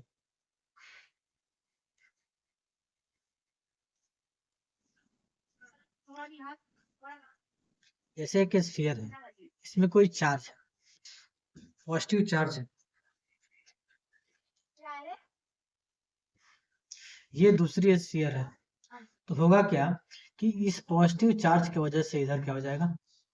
चार्ज डेवलप होगा नेगेटिव। ठीक है ना? ये नेगेटिव इधर आ गया तो पॉजिटिव इधर आ जाएगा। ठीक है ना? तो ऐसा डिस्ट्रीब्यूशन चार्ज का होने लगता है। ठीक है? ये रीडिस्ट्रीब्यूशन क्यों हुआ? क्योंकि इंडक्शन की वजह से हुआ। क्या चार्जिंग हुआ क्या? नहीं। दूसरा देख लेते हैं।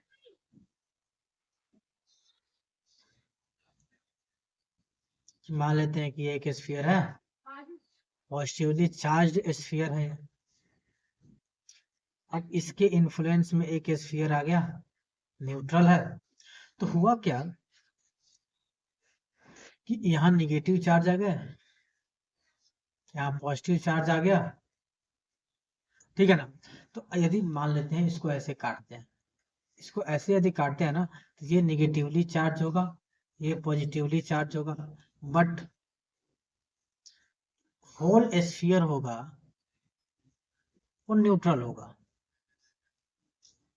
न्यूट्रल होगा या निगेटिवली चार्ज पॉजिटिवली चार्ज। यदि इस स्फीयर को ऐसे काटते हैं,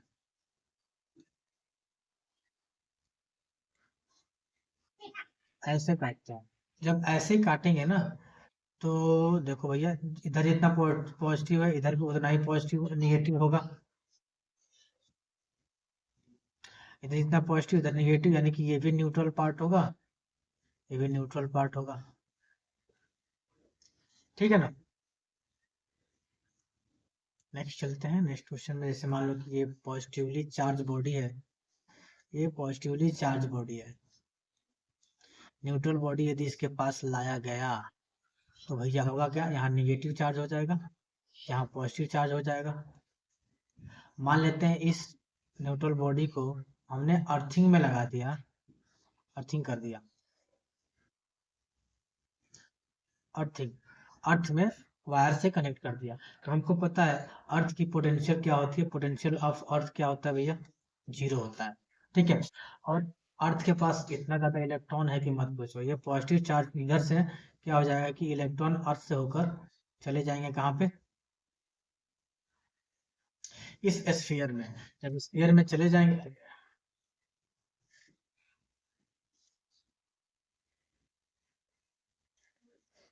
जब स्फीयर में जब स्फीयर में चले जाएंगे तो क्या हो जाएगा? ये निगेटिवली जो चार्ज इधर है ना, ये गायब हो जाएगा। ये जो होगा ये गायब हो जाएगा। आगे भाई,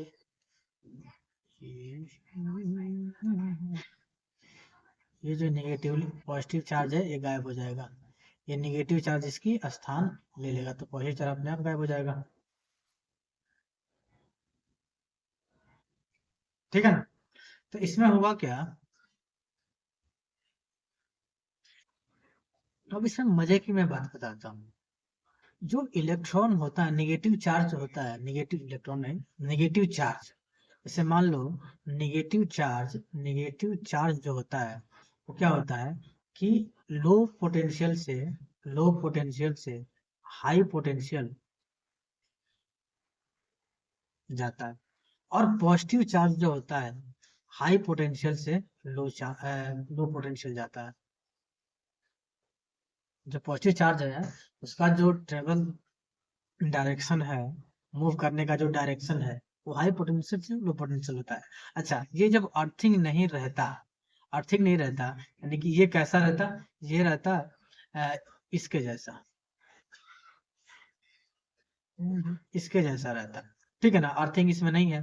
तो बताओ यहाँ पर चार्ज क्या है, चार्ज का सिर्फ डिस्ट्रीब्यूशन हुआ है, चार्ज इसमें एडिशन नहीं हुआ है चार्ज का, ना इसमें सब्ट्रैक्शन हुआ है। तो यहाँ चार्ज क्या है, जीरो हो जाएगा। इसमें ये न्यूट्रल बॉडी है ना, चार्ज जीरो है। तो क्या यहाँ पोटेंशियल भी जीरो होगा क्या, क्योंकि यदि चार्ज जीरो होगा तो पोटेंशियल जीरो होना चाहिए, के क्यू अपॉन आर। यदि यही जीरो है तो पोटेंशियल जीरो होगा ही। लेकिन पता है क्या होगा, इसमें पोटेंशियल नॉन जीरो होगा, इसमें नॉन जीरो होगा, लेकिन पॉजिटिव होगा पोटेंशियल। पॉजिटिव क्यों होगा, क्योंकि इसकी ये पॉजिटिव चार्ज है ना, इसकी पोटेंशियल जो होगी ना वो पॉजिटिव होगी। ठीक है ना, इसके इन्फ्लुएंस में आकर इसकी पोटेंशियल क्या हो जाएगी, पॉजिटिव हो जाएगी। सिमिलरली ये चीज यहाँ भी होगा, फर्स्ट वाले इस वाले में यहाँ क्या था, इसके वजह से यहाँ पर जो पोटेंशियल होगा ये होगा पॉजिटिव पोटेंशियल। लेकिन ये क्या होगा, पॉजिटिव पोटेंशियल होगा ना, लेकिन यहाँ जो निगेटिव चार्ज है ये यहाँ से अर्थ से होकर कंडक्टर में जा रहा है, यानी कि इसका पोटेंशियल लो होके जीरो हो जाएगा, तो जीरो हो जाएगा। पता है क्या होगा, अब देखो कैसे होगा जीरो, कि पहले अर्थिंग है, अर्थ का जो पोटेंशियल जीरो होता है, यहाँ से इलेक्ट्रॉन स्फीयर में जाएगा। अब स्फीयर में यदि पहले हमने अर्थिंग नहीं कर रखी है तो इसकी ये before earthing, before earthing potential क्या हो जाएगा, इसका पोटेंशियल जो होगा, इसका जो पोटेंशियल होगा दूसरे का पोटेंशियल पॉजिटिव रहेगा। क्यों रहेगा, क्योंकि ये जो पॉजिटिवली चार्ज कंडक्टर है इसके वजह से इसमें पोटेंशियल डेवलप होगा। ठीक है ना, अब क्या हो जाएगा ना कि ये इसका पोटेंशियल जीरो है, यहाँ से इलेक्ट्रॉन यहाँ गए हैं तो यहाँ सारे के सारे निगेटिव चार्ज हो गए। जब निगेटिव चार्ज होगा ना तो इसका पोटेंशियल ड्रॉप होके जीरो हो जाएगा, क्या हो जाएगा, जीरो हो जाएगा, पोटेंशियल ड्रॉप हो जाएगा यहाँ पे। ठीक है ना, ये बात को ध्यान में रखना। अब बात ये है ना, अब तुमसे एक क्वेश्चन पूछा जाए कि भैया यदि ये निगेटिवली चार्ज बॉडी को ही रखा जाए तो सबसे पहले किसको हटाया जाए, इस बॉडी को हटाया जाए या अर्थिंग को हटाया जाए। तो तुम कहोगे कि भाई इस बॉडी को हटा दो। अरे भाई जब इस बॉडी को हटा देंगे तो ये इंड्यूस्ड कैसे होगा, तुम अर्थिंग को हटाओगे ना, यदि तुम अर्थिंग को हटा देते हो यहाँ से, रिमूव अर्थिंग,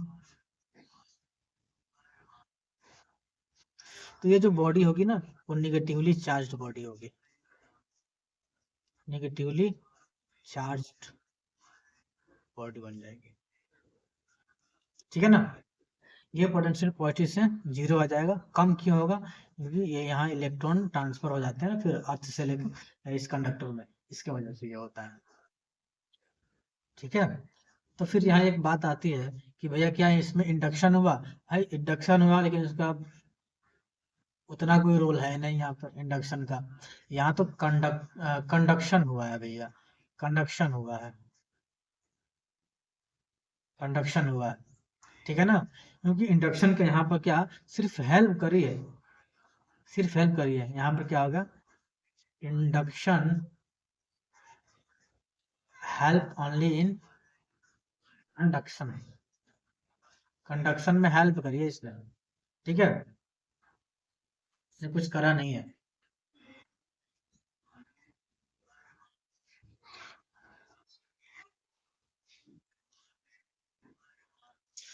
अब इंडक्शन में एक फॉर्मूला होता है, Q dash equal to minus q in bracket 1 - 1 upon epsilon.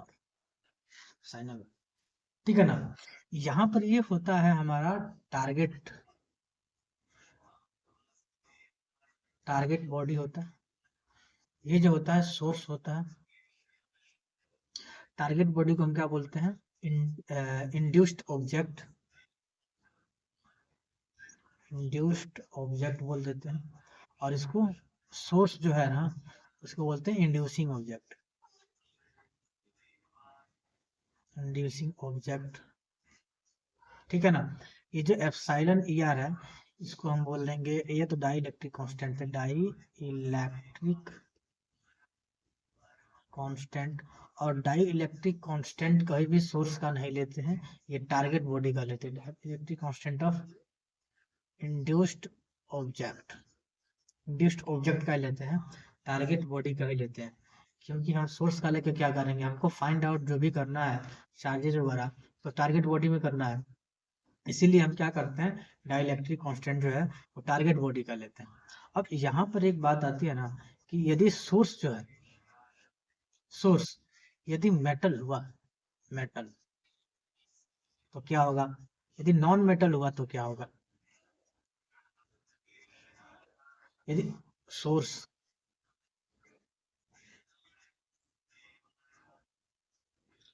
नहीं सॉरी सॉरी, इंड्यूस्ड ऑब्जेक्ट ना होगा, नहीं ना, इसको हटाओ।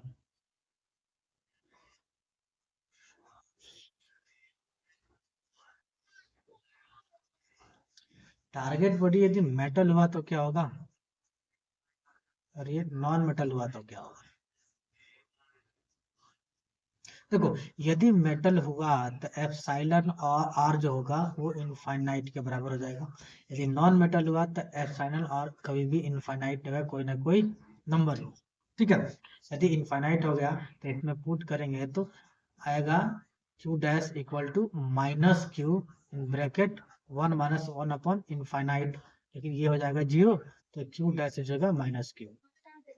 यदि ये इनफाइनाइट नहीं है, 1/2 है, 2/3 है, 5/6 है, जो भी है, जो भी है, 2 है, 1 है, 9 है, तो पता है क्या होगा, जो क्यू डैश होगा ना, और माइनस क्यू, अरे मैं माइनस क्यू डैश कहाँ से आएगा,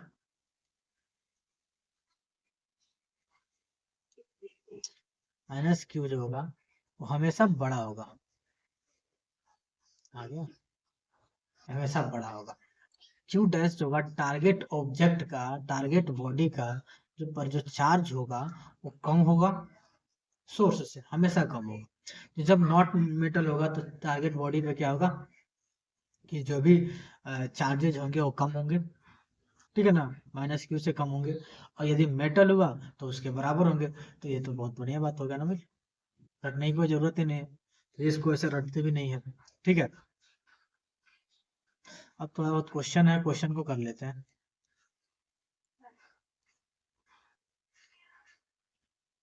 हाँ तो क्वेश्चन ये है, देखिए क्वेश्चन क्या बोल रहा है कि दो मेटेलिक प्लेट है,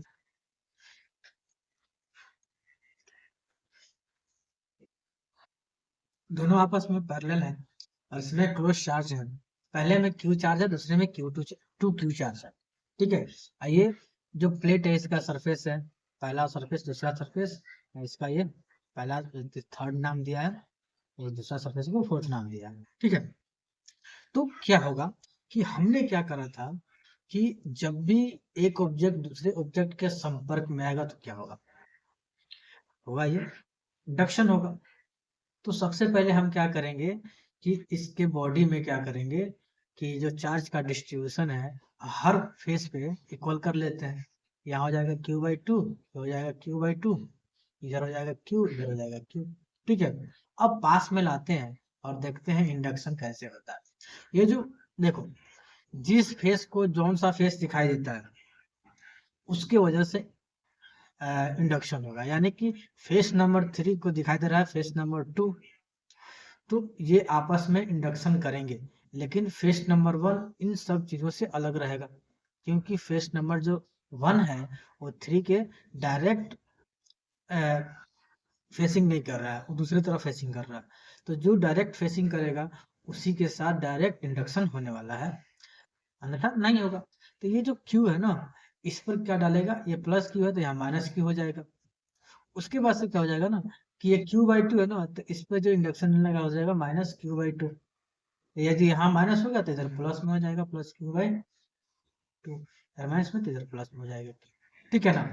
तो आफ्टर इंडक्शन जो होगा, आफ्टर इंडक्शन क्या क्या होने वाला है, ये Q1 Q2 Q3 Q4। तो फेस नंबर 1 पे Q1 आएगा, Q1 कितना हो जाएगा, Q/2 plus Q equal to 3Q/2। Q2 कितना हो जाएगा, Q/2 minus Q equal to minus Q/2।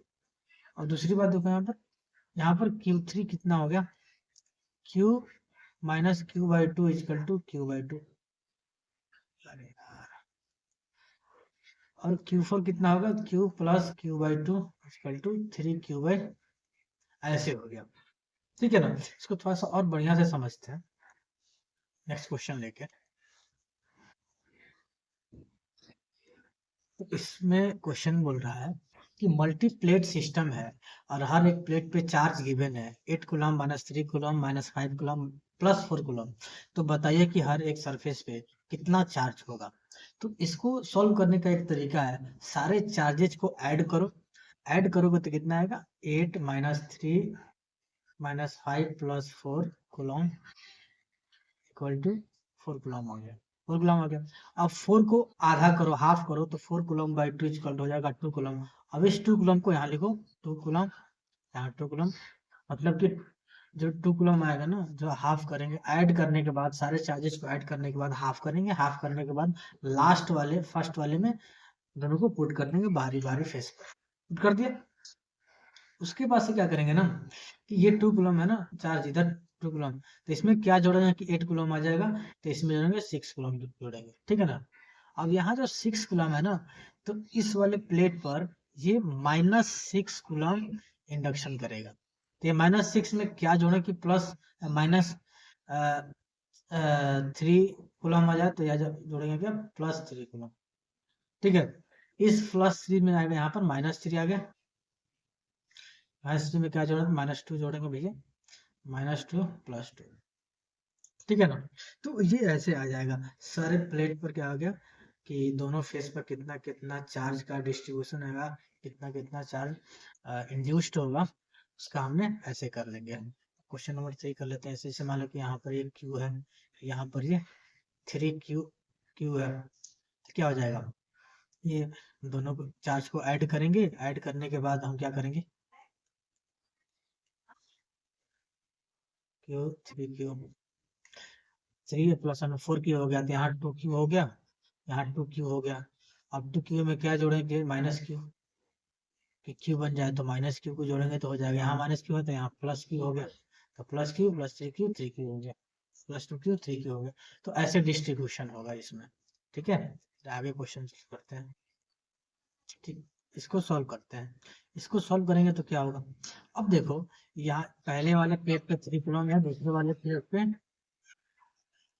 Minus 8 coulomb charge है, थर्ड वाले प्लेट पे 11 कूलम है, फोर्थ वाले पे माइनस 6 कूलम चार्ज है। सबको जब ऐड करते हैं ना, जब क्यू टोटल करते हैं तो 0 कूलम आता है। तो कोई बात नहीं, 0 आता है तो लास्ट में 0 और 0 हमने लिख दिया। अब उसके बाद क्या करेंगे ना, कि 0 में क्या ऐड करें कि 3 कूलम आ जाए, तो प्लस 3 कूलम ऐड कर देंगे। अब प्लस 3 है तो यहाँ पर माइनस 3 हो जाएगा।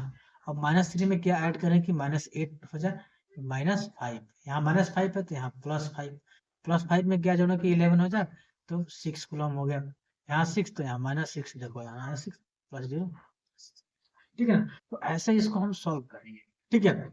नेक्स्ट क्वेश्चन है,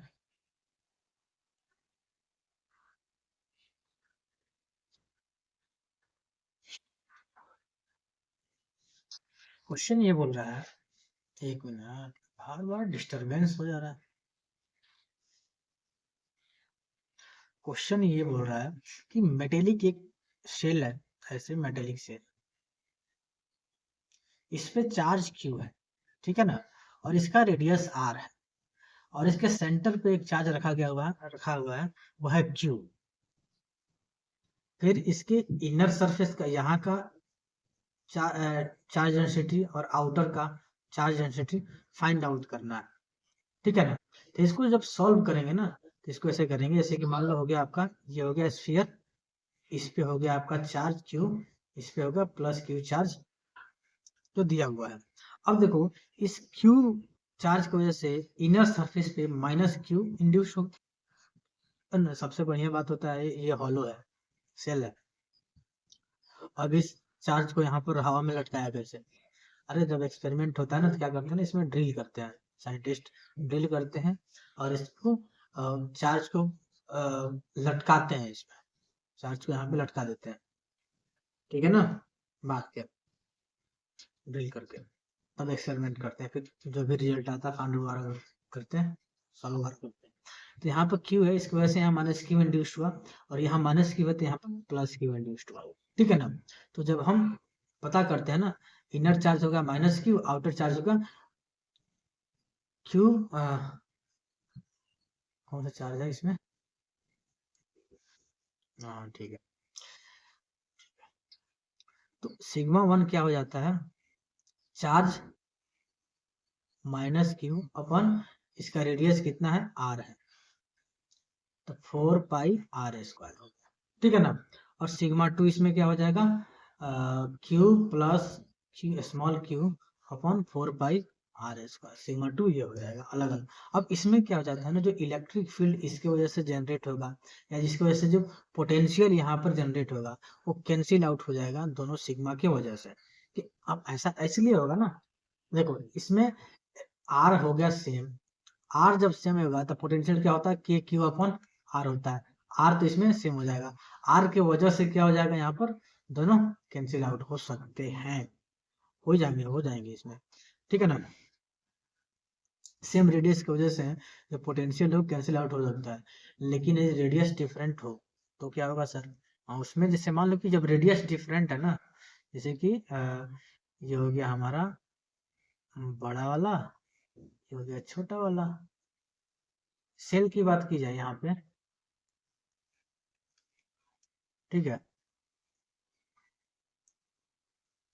रेडियस मान लेते हैं ये ए है रेडियस, ये बी रेडियस है और यहाँ पे प्लस क्यू चार्ज है, यहाँ माइनस क्यू है, तो इस माइनस क्यू की वजह से यहाँ इंड्यूस होगा प्लस क्यू।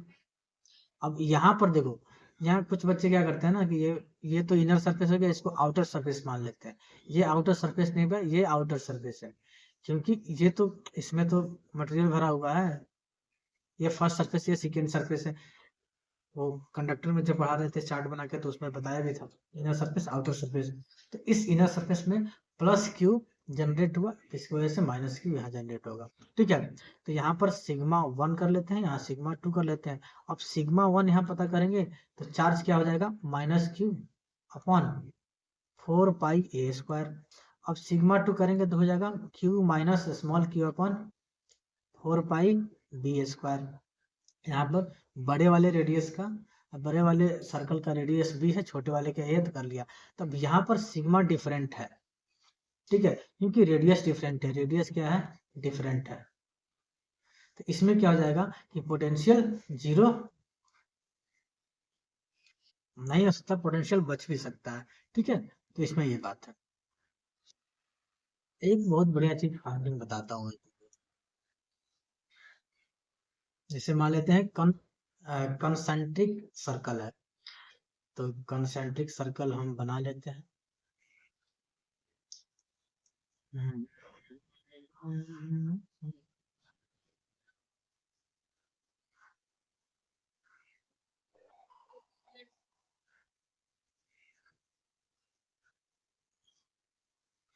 अरे इसको हटाओ यार,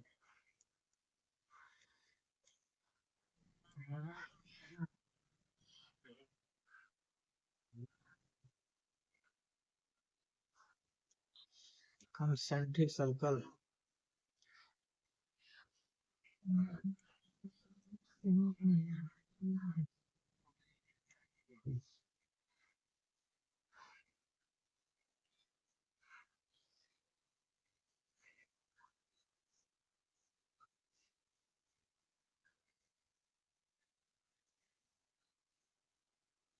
ठीक है, कंसेंट्रिक सर्कल 3 बन गया यहाँ पे।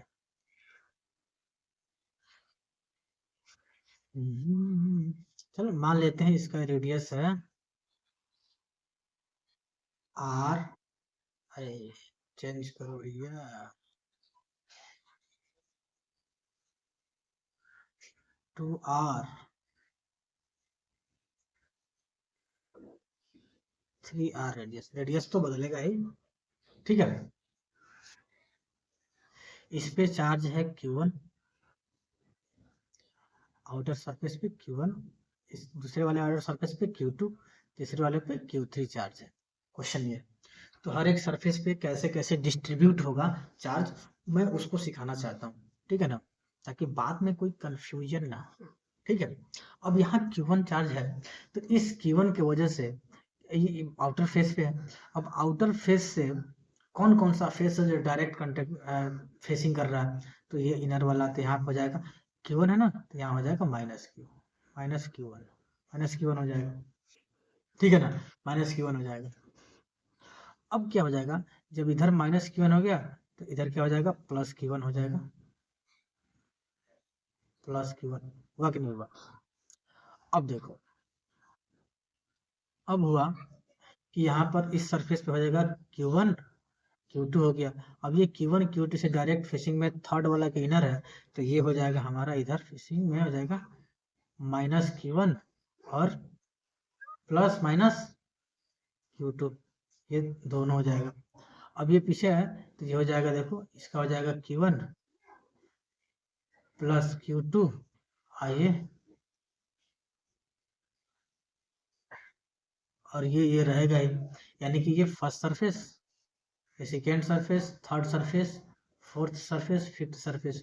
और ये फर्स्ट सरफेस पे क्या है, फर्स्ट वाले पे क्या है, फर्स्ट वाले पे है Q1 चार्ज, तो सेकेंड वाले पे कौन सा चार्ज है, सेकेंड वाले पे चार्ज है तुम्हारा -Q1, थर्ड वाले पे Q1 +Q2 है, फोर्थ वाले पे -Q1 +Q2 है, और फिफ्थ वाले पे Q1 +Q2 +Q3 है। कहने का मतलब जो सरफेस दिखाई देता है उसी पर हम इंड्यूस्ड चार्ज लिखते हैं, नहीं तो नहीं लिखते हैं, ठीक है ना। इसके बाद कुछ पॉइंट है, उस पॉइंट को मैं लिख देता हूँ, क्योंकि इतने सारे हम क्वेश्चंस किए हैं, लास्ट में 4-5 कोई क्वेश्चन किए हैं, 3-4, उसमें जो जो फाइंडिंग आई हैं उनको मैं लिख दे रहा हूँ, ठीक है ना।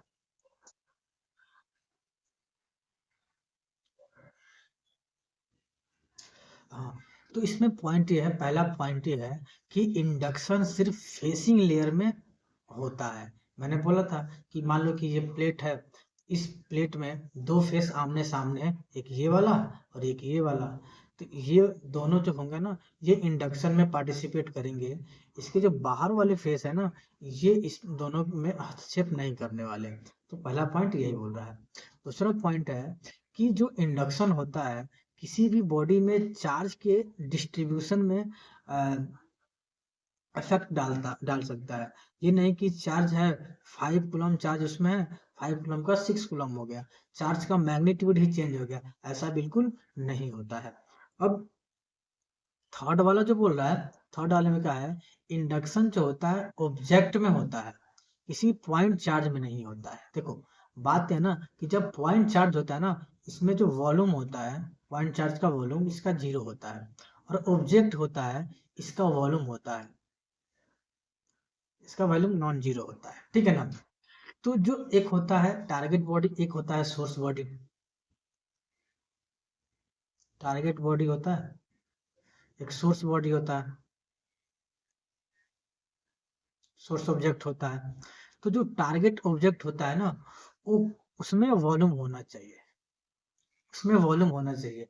सोर्स ऑब्जेक्ट में वॉल्यूम 0 हो भी सकता है और नॉन जीरो भी हो सकता है, क्योंकि सोर्स से क्या लेना देना। सोर्स में यदि कोई भी पॉजिटिव चार्ज या नेगेटिव चार्ज है तो उसमें वॉल्यूम हो या ना हो, लेकिन टारगेट बॉडी में वॉल्यूम होना चाहिए। वॉल्यूम देखो, वॉल्यूम इसलिए होना चाहिए क्योंकि जैसे कि हो गया, मान लो कि पॉजिटिव चार्ज है, प्लस क्यू है, इसके वजह से यहाँ पर नेगेटिव चार्ज उत्पन्न हो गए। अब वॉल्यूम इसमें नहीं होगा तो ये पॉजिटिव चार्ज मूव करके दूसरे सरफेस पे कैसे जाएंगे, वॉल्यूम होना चाहिए ना। यदि वॉल्यूम रहेगा ही नहीं, यदि ये भी पॉइंट पॉइंट ऑब्जेक्ट है, तो भैया वहां पर इंडक्शन नहीं हो सकता। यानी कि जो टारगेट बॉडी होनी चाहिए, टारगेट बॉडी, उसमें वॉल्यूम अवश्य होना चाहिए। ठीक है। अब दूसरी बात है, अब ये तो हो गया। चौथा देखो, there may be attraction between neutral and charge object. हाँ, बात तो सही है। मान लेते हैं, पहला केस ये ले लेते हैं कि ये एक पॉजिटिव चार्ज ऑब्जेक्ट है, ये एक न्यूट्रल बॉडी है, तो यहाँ निगेटिव निगेटिव निगेटिव हो गया, यहाँ पॉजिटिव पॉजिटिव पॉजिटिव हो गया, तो इन दोनों के बीच में क्या हो जाएगा, अट्रैक्शन। दूसरा कंडीशन ले लेते हैं, यदि ये निगेटिवली चार्ज ऑब्जेक्ट है, न्यूट्रल बॉडी पास में लाते हैं, यहाँ पॉजिटिव यहाँ पॉजिटिव यहाँ पॉजिटिव आ जाता है, निगेटिव निगेटिव निगेटिव, इन दोनों के बीच क्या हो जाएगा, अट्रैक्शन हो जाएगा। ये न्यूट्रल है, ये न्यूट्रल है भैया, ये भी न्यूट्रल है। ठीक है ना। तो इसमें पता नहीं चल रहा है कि जो ऑब्जेक्ट है वो पॉजिटिव चार्ज है कि कौन सा ऑब्जेक्ट, ये वाला जो ऑब्जेक्ट है ना, पता नहीं चल पा रहा है कि ये निगेटिव चार्ज है कि पॉजिटिव चार्ज है।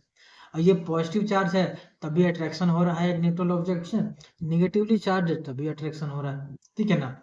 तो इसमें जो फिफ्थ पॉइंट है, इसमें कारगर होता है कि कोई भी चार्ज डेवलप हुआ है उसको कंफर्म करने के लिए एक ही चीज है कि रिपल्सन जो है बहुत कारगर होता है। यदि रिपल्सन हो रहा है, इसका मतलब कि जो इसमें चार्ज हुआ है, चार्ज इसमें पॉजिटिव चार्ज है, पॉजिटिव चार्ज है, निगेटिव है तो निगेटिव है।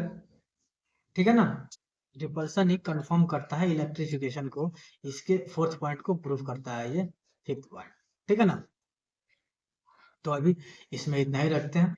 आगे जो लेक्चर स्टार्ट होने वाला है, उस लेक्चर में हम कूलॉम्स लॉ से स्टार्ट करने वाले हैं। ठीक है।